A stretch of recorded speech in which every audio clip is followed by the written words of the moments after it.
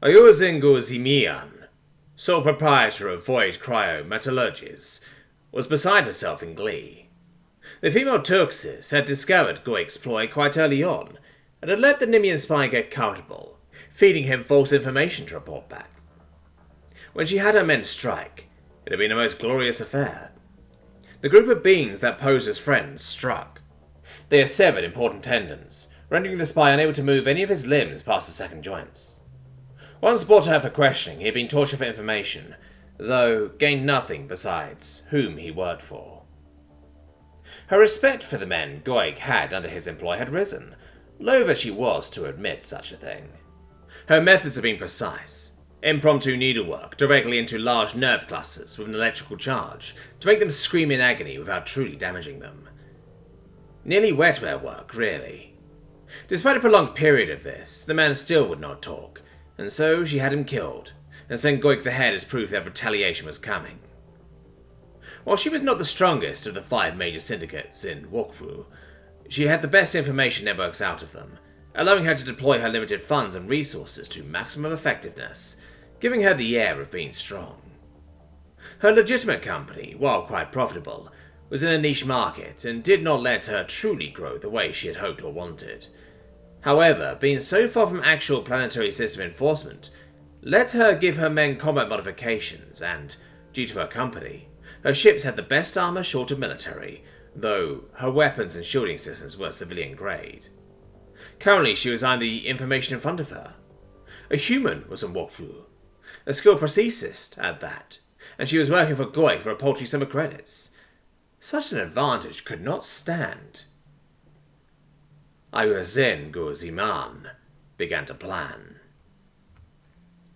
Goik needed to do something, and fast. It had been 3 days since he had received the declaration of war, yet still, no easy answer came to him.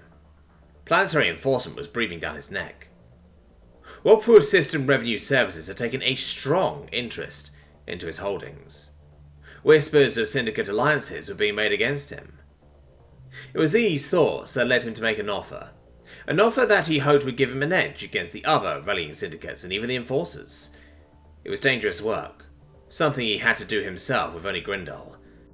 Taking a common hovercar and letting Grindel drive, they headed towards the outskirts of Talvi.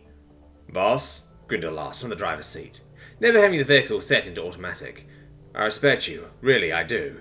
You got your hands dirty, you know. Nothing like those hoity-toity types. I know you like us asking questions, at least without undermining your authority. So I gotta ask, sir, why are we seeing this human personally? I mean, I'm not dumb. I act like it, but that's just it, an act. This though, I can't see your logic. No disrespect, boss." Goik had a hearty laugh for a few moments. Exactly this is why I keep you. You ask prominent questions. No sarcasm, no ulterior motives. It's a legitimate desire to know an answer. It's also the main reason why all of my, workers are chosen. Well, yes, I do need associates that are loyal. I don't have need of sycophants or yes-men. He paused and continued.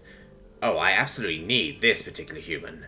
Whether I have to bribe, cheat, steal, coerce, or any other thing, I most certainly need this human female on my side. No cost is too high for this one. Why is that, boss? I have it on authority from our pocket enforcer that she's related to that human getting an award by the GA. I absolutely need her. If I can't get her into my pocket, then I need to be in her good graces. What would a rogue ex-military human do if he found out his niece was hurt? I do not want to be the target of that. Neither should you, Grindel. Fair point, boss, Grindel said, then asked, what did you do to get him to tell you such information? I forgave his debt, Goik simply stated. Oh shit, boss, that info was worth that much to you? It was. Especially so due to the fact that I may be able to say to a rogue ex-military human, they did it. Now that's just cruel. All Goik did was grin in reply. What am I going to do? Were the words that kept ringing through Miz's mind for the last few rotations. After approaching her father in his study to ask for something inane, she heard a desk being thrown and her father's pained voice speak the words that refused to leave her mind. Much later in the night, she had snuck into his study, normally pristine, now a ragged mess. It did not take long for her to figure out he owed a lot of money to a crime lord from gambling. Now she knew why the books on the farm did not quite make sense. She knew for some time that the books were inaccurate, yet could not prove who was behind the embezzlement. Now she knew the who and why. She knew she was going to help her father, yet in order to do that, she would need a forged identification card as she was too young to legally work. She knew who just to ask.